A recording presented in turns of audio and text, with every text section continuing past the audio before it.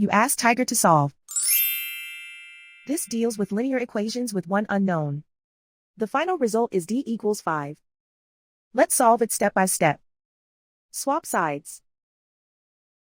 Group all constants on the right side of the equation. Add 4 to both sides.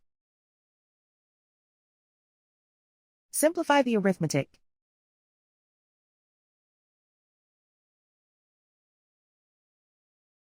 Isolate the d. Divide both sides by 3. Simplify the fraction. Find the greatest common factor of the numerator and denominator.